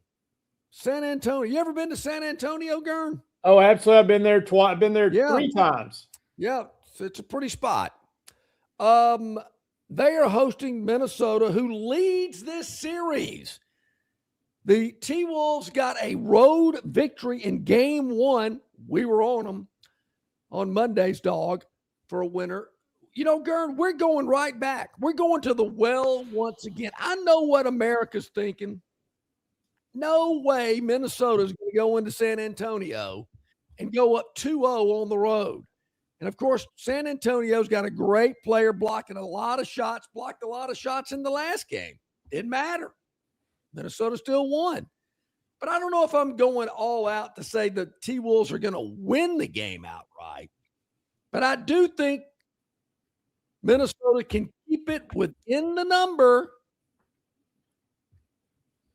and cover the 9.5. I am going with Minnesota plus 9.5 in game 2 of this Western Conference. Is it semifinal?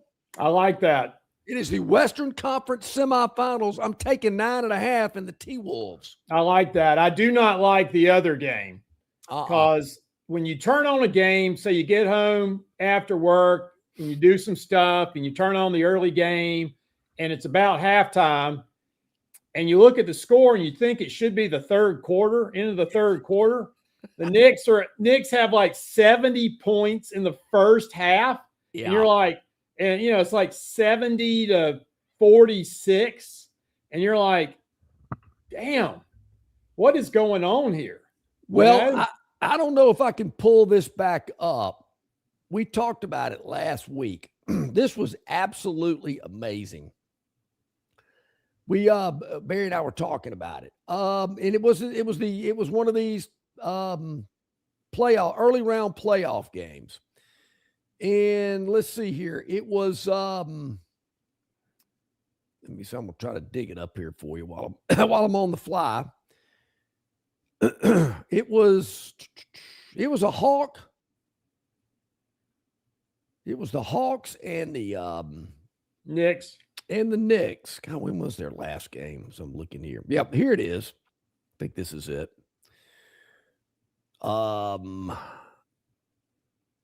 No, that wasn't it. Yeah. Okay. Give me one. I'm working on the fly here. I think it was this game. Yeah. Here we go. You need me to tell a joke? I got it. Here it is. It was game 6 of the Nick Hawk series last week. I couldn't believe this.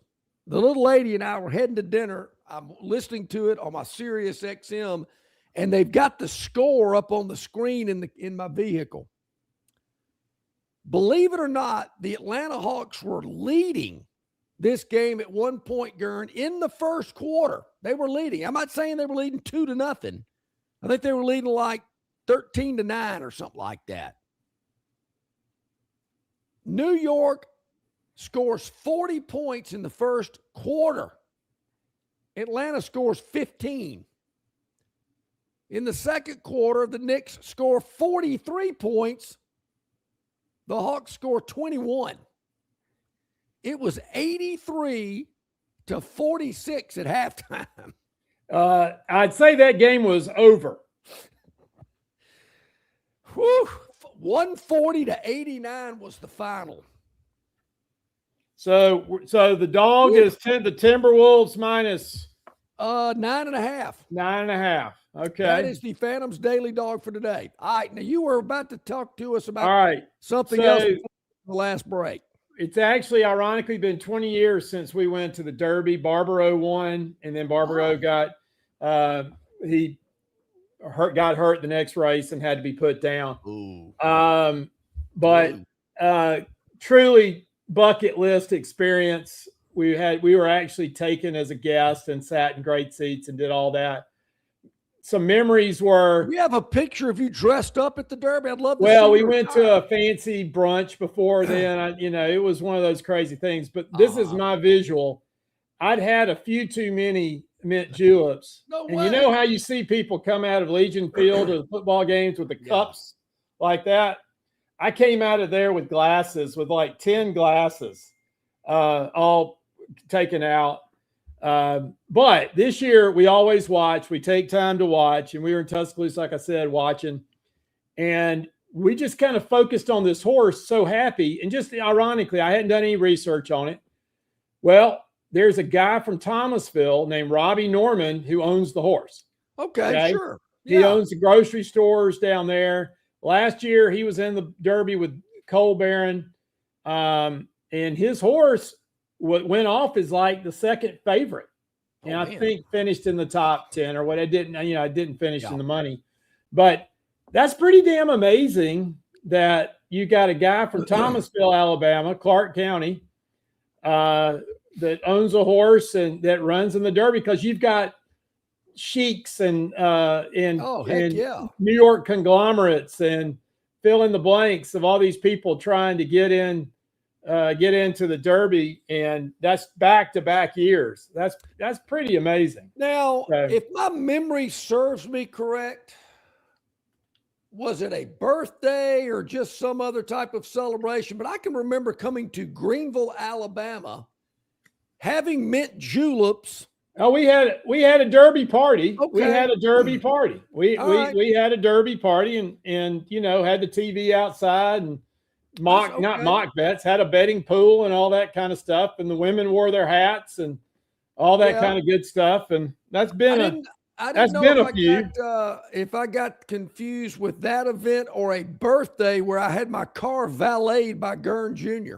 Yeah, that would be a possibility as well. And it wasn't a car; it was a limousine. You came down in a limo with three other couples. So that's exactly. So it must have been the Derby party that I got. Valet party. But it's that's pretty amazing. And another thing, just to finish off the Derby, pretty cool. Two brothers finished first and second jockeys wise. That is pretty amazing. Yeah, I did see some clips of the Derby over the weekend. Some of the social aspects of it. There is a lot of socializing going on at the Kentucky Derby. I've never been. Like to go. Probably like to go in a fashion and a manner in which you did. You don't want to go in the infield. You don't want to go with the mass. It's like going to Talladega in the infield. You don't want any part of that. You don't want to do that. Don't want any part of that either. That is not my cup of tea. But the Derby, I'd like to maybe take a stab. We have a bucket list. Mrs. Gurn and I, we've been to all 4 tennis majors. I've been to all 4 golf majors. I've got 2 more of the Triple Crown. I haven't been to Preakness or Belmont. Oh, you got to do that. Yeah, that's on the bucket list. Hopefully in the next few years be able to do that. Need to make it a priority. So, no doubt. If you've hit one, you got to try to hit the other two. There's no. I think they drink a black-eyed Susan or something at the Preakness. I think that's maybe the a dark and stormy. Oh, that's in Yeah. Bermuda. That's a Bermuda drink. So, a black-eyed Susie. What is in that? I don't know. I don't know if maybe that's. I don't know why I have that in my mind, or there's some kind of other drink they have there that's not a julep. I don't know if I've ever heard of that before. Well, I may have just made it up, but so don't let the facts get in the way of a good story. It's a plant. Black-eyed Susan. Oh, here we go. Black-eyed Susan cocktail is the official cocktail of the Preakness. How about that? I pulled that one up. Created to match the yellow colors of the black-eyed Susan flower. It is a fruity, refreshing cocktail often featuring vodka, bourbon, orange juice, peach schnapps, and sour mix, typically garnished with an orange slice and a cherry. That's one of those drinks you've had about one of those and you've had enough. Maybe that's one of those I have about 3 and my blood sugar spiked and I'm starting to say things I shouldn't say. I'm starting to see things. I'm seeing things I'm not supposed to see. I'm getting a little lightheaded and I'm cursing when I don't really mean to. Yeah, it's like a slow gin fizz or something. I mean, it's one of those that your tongue starts curling up because of the tartness of the mixture there. There are a lot of those kind of drinks, like a Bloody Mary. I love a Bloody Mary, but man, you drink 2 of them and you're full. All that orange juice is kind of got you. I mean, that tomato juice has got you all filled. And then it's 9:15 in the morning. You're like, what do I do the rest of the day? Yeah, no kidding. A black-eyed. I had never heard of that drink before. See, you learn. You hang around with us. You learn something new every day. Yeah. Right? So the orange slice and then the bean cherry, that dark cherry, does give you the look of the flower. So I get it. It makes sense. I'm looking at it right now. It looks a little screwdriver-ish. Orange juice. It claims to have some bourbon in it as well. Maybe a little hit of that. I think the Belmont drink is a shot of Jägermeister. Oh, I still to this day don't get that. I don't get Jägermeister. It's very simple. It's very simple. What do you mix it with? Do you don't just drink it straight? Yes, and you get messed up very easily. There was a reason when it first came out you couldn't buy it in Alabama. You could only buy it in Louisiana. So I do remember that. Yeah, and that made it attractive too. So if you are, and I never did, but if black licorice, hate it. Yeah, black licorice.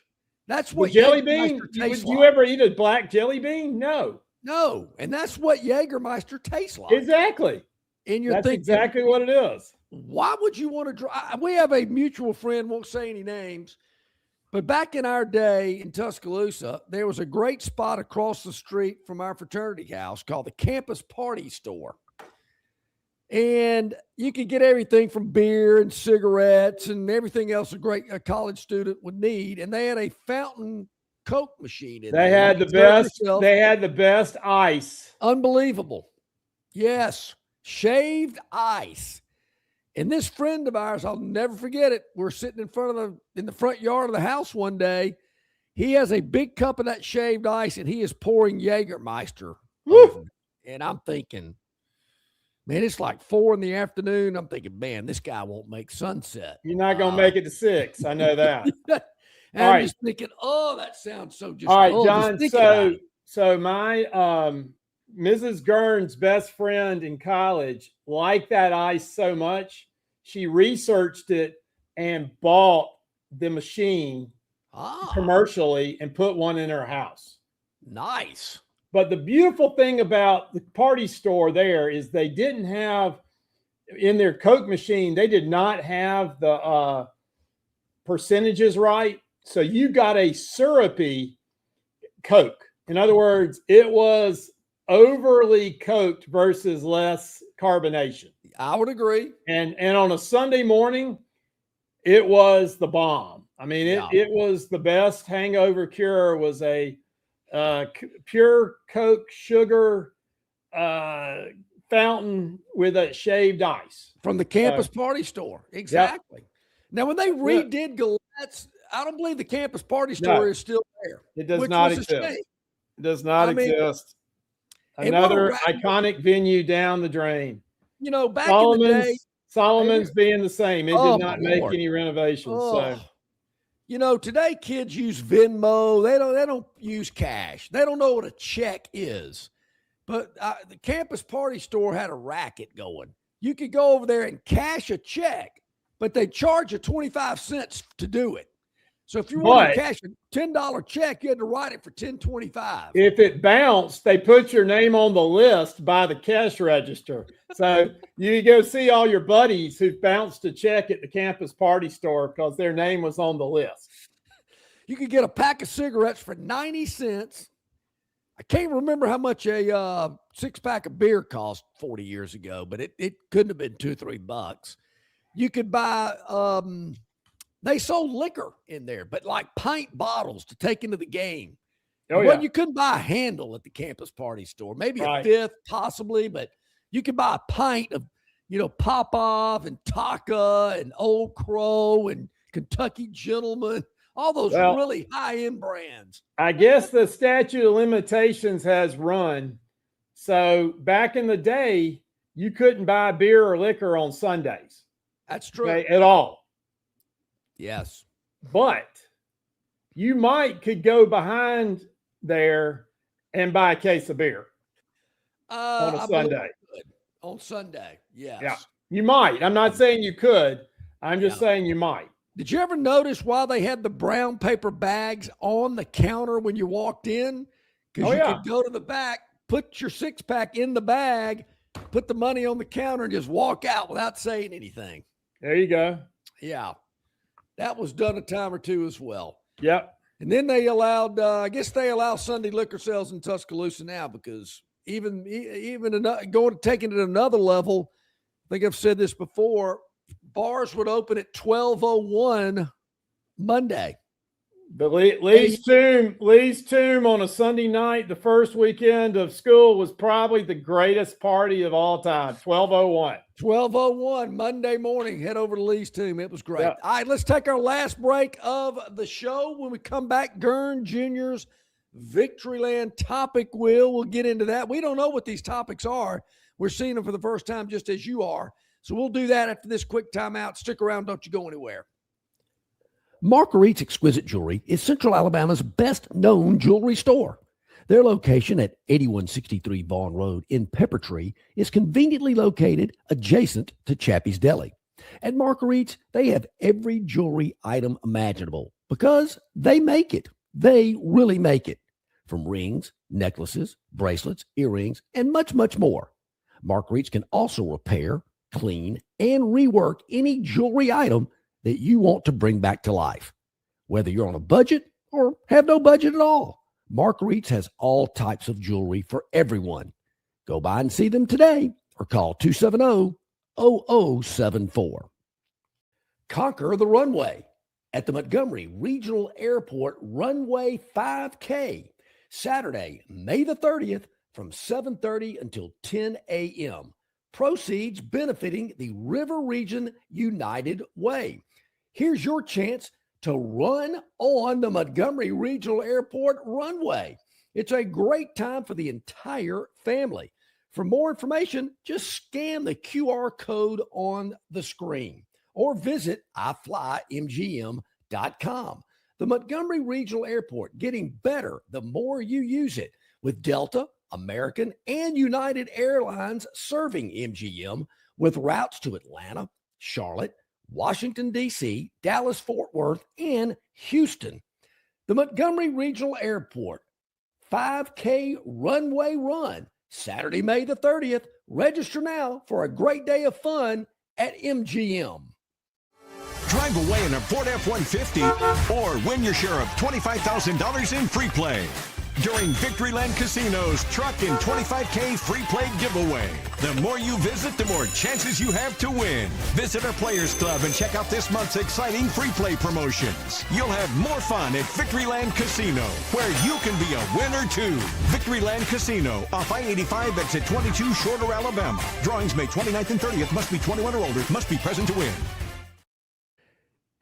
And the more chances you visit Victoryland, the better your chance of winning in the Truck and 25K free play giveaway. Make sure you head on out to Victoryland, where you can be a winner too. All right, I see the wheel is loosening up there in the green room.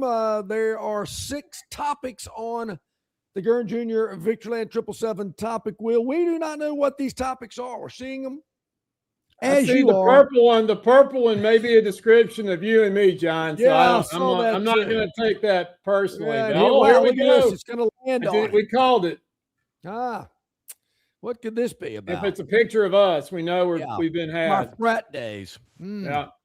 No, okay, here we go. Got some dog photos.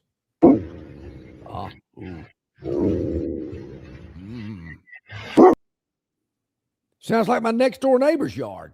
Huh. My next door neighbor's got some, matter of fact, speaking of Victoryland, he has some greyhounds that he adopted.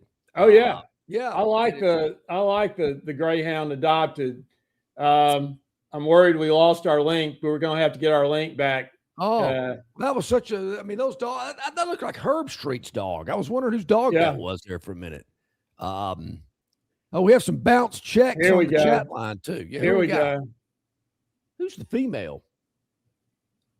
I don't know what she's got. She's not a grumpy old man, is she? I don't think so. Yeah. I think this one's eating up. I think this one's eating up the other. We might have to go back to the wheel. Yeah, we'll just go back to see what the next topic on the wheel is. Yeah. Hey, on the runway 5K. Yeah. You better make sure you're not too slow. You might get buzzed by the 10 o'clock coming in from Atlanta. Yeah, like that guy on the New Jersey Turnpike. Yeah. Yeah. All right, here we go. All right, let's spin away. See what we got. He put a little WD-40 on that wheel. That thing is spinning now. Hail Mary. Hail Mary. Here we go. 4th and 31. Uh-oh, what do we got? Yeah, they're talking about putting them in Indiana, right? Yeah, I've heard that. You know, how can they be the Chicago Bears if they're not even in Illinois? I will say this. I have not been to Soldier Field. I've been by Soldier Field. Everybody I talk to say it's just a dump. And it's not, there are no, I don't think there are boxes like you see in other stadiums. I mean, yeah, from a revenue standpoint, they've got to generate revenue. Okay. You got to have a real stadium that does that.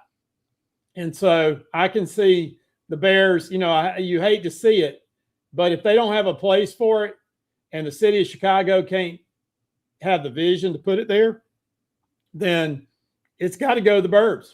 That's just the way it is. Yep. I'm with you. I hate to say it, it sucks, but bottom line is people go where funding exists. Yeah. And what you see are these areas that are like commercial, residential, like the Atlanta baseball stadium, Truist Field. You've got mixed use, you've got all this kind of stuff. So there's always something going on 365 every day there. And then you have a game, it's extra more there. So, well, sure. It's like these concerts we've seen at college stadiums. You're going to see more and more of that type of stuff. We've seen college teams that are playing internationally. You're going to see more of that kind of stuff too. It's all about revenue generation. All right, what else we got up there, Gurn? See, 4 more to go. Let's see what's left. Yellow, green, blue, and red are left on the wheel. Let's see what we got here. What's going to pop up on the red panel? Not going home. Not doing it. Not going to do it. Uh-oh. More hockey action. Fight breakout? Ooh. That woman is mad. Man. Oh, that guy's giving him the #1 sign. This looks like a minor league hockey game. It looks like a UFC fight. Wow. Hershey, Pennsylvania. I'm not sure where that was. I like, hey, look, they're not happy.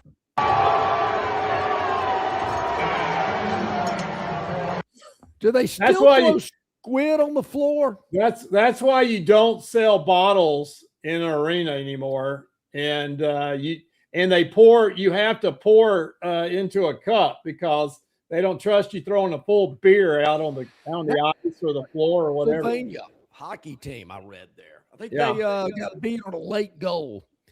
Wow. Fans did not like that at all. All right, 3 more to go. Hey, they're behind you, win or win. Yeah. You got that right. Okay, it's over. Over under. Over under. Huh. Now,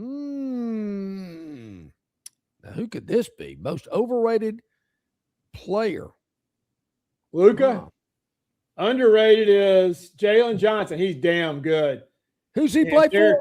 He plays for, I think he plays for the Grizzlies. Yep. Or used to play for the Grizzlies. Yep. And then Derek White plays for the Celtics. Jaylen Brown as well. Okay, let me see who the overrated are. Well, Rudy Gobert, Mr. COVID. Trae Young, used to be with the Hawks, is now with I don't even know who that is. I don't either. That name doesn't ring a bell. That's why he's overrated, because I don't even know who he is. We'll have to save that one again for tomorrow, see if Barry even knows who that guy is. Yeah. John Moran is on that list. Yeah. Least impressive coach, Doc Rivers. Well, he's a former coach. So Doug Christie. Steve Kerr, that's interesting. That is his star is definitely falling now that his team's not as good. Yeah. And Joe Mazzulla, he's the best. He's at out in Texas. So he's with the Celtics. But anyway. Good stuff there. Some you don't see a lot of overrated, underrated when it comes to the NBA. I'm glad to see that. Maybe get us thinking a little bit. All right, here we go. 2 more to go. Don't know what these are. It's always blue and red. Knock it off. Big babies. Oh, big babies. Let's see what this is. Yeah, big babies. Oh, baseball. Oh, I love a good fight. Let's see a good fight here. So we plunked it. All right. Uh-huh. The ump knows it. The ump knows it. Valdez says, hey, I'm going to stand my ground there. I'm staring him down. Yep. Here it comes. It's brewing. It's brewing. All right. Now everybody's standing there. Is it going to be a pillow fight or a real fight? Here comes the bullpen. Everybody feels like they got a sport. All right. So what'd you get her for a wedding gift? Are you going to, where are we going? Yeah. What are these guys from the bullpen coming out? Yeah, why do the bullpen guys feel like they got to come down there? It's because they're bored and they got to stretch their legs. Hey, it's a long way. You know what they said? It's a long way from there. I'm tired. You know what I miss in baseball? Remember when they had the golf cart with the helmet on it? Oh, yeah. The golf cart with a helmet. They drive the pitcher out to the pitcher's mound? Yeah. Why'd they stop that? I mean, that was a great part of baseball. Sped the game up, too. Gee whiz. Boy, we need more of that. All right, 1 more to go. We got to spin it to make last one on the wheel today. Last one on the wheel. Let's see what it is. Knock it off. Well, I've heard that a lot. Knock it off. Enough, fellas. I think that's a battery commercial. I think it is too. Oh, here we go. Huh. Okay. Here we see. All right, we got cute Cubs. Let's see what this is going on. I wonder where in North Carolina the Appalachian Mountain Trail maybe. Okay, that's a different one. We're gonna. This kid's getting chased down the street. We don't want to see the. We don't want to see the guy trying to run. Maybe they're running from the bears. Maybe that's what was going on there. They're running away from those bears that had come into the neighborhood there. Here we go. Here we go. All right, they're having fun. They're playing, and they're gonna say, "Oh, wait, I see some honey. There's a honey toast on the table in there." Yeah. Now, all right, where's the mama bear? There. You know what? That's what happens when mama bear doesn't keep the Cubs in line. Yeah, because I'm thinking if I got 2 Cubs, and these Cubs are they're pretty big. They've been around a minute. I'm thinking, where's Mama Bear? You know, that always pisses me off when they put the paws on the glass. Oh, but you got to clean get it the up. Windex out. Oh, yeah. You know, you got your nostrils. You're putting a little snot on the window. Yeah, you're spending all afternoon cleaning those windows Clean that up with some Windex. Yeah. That's not fun. That's not good. But those bears, what do you do there? You just stay inside till they leave? I mean, you ain't walking outside. All right, John, I want to tell you, as always, this is the highlight of my day. That tells you how crappy my days usually are. But I want to give you you and Barry a big compliment. I always am amazed. We're on episode 427. Unbelievable. And, you know, we can say this now because all of our legal obligations have ended. Cumulus, obviously we're dumbasses to let Barry go and you to treat you the way you did so that we came over. Best move we ever made is coming to this format. And now they're in bankruptcy and you're blowing and going and doing the good work here. And you know, it's but for the fact it's you know, the one downside is when y'all say something, it's on the internet versus, you know, when it was on the radio, unless somebody had the tape recorder out, it was gone. So, yeah. But we also don't have any FCC. Technically. True. We do have YouTube, but we don't have FCC, so we're okay. Well, it is 427. Been a great ride. We can look forward to many, many, many more episodes here on the program. And Gurn, we always appreciate you pinch hitting. And you do that very, very well, and we greatly appreciate it. Barry is scheduled to be back tomorrow, so we'll get that going, as will our man Jason Caldwell, Auburn Undercover. Rodney Orr, the Tider Insider, will join us tomorrow as well. So we got a lot to talk about, a lot to discuss. We appreciate you, the viewer and the listener, for checking us out. Make sure to hit that like button, hit the subscribe button. You will never miss anything that we do. Have a great day. Thank you so much. We will talk to you tomorrow.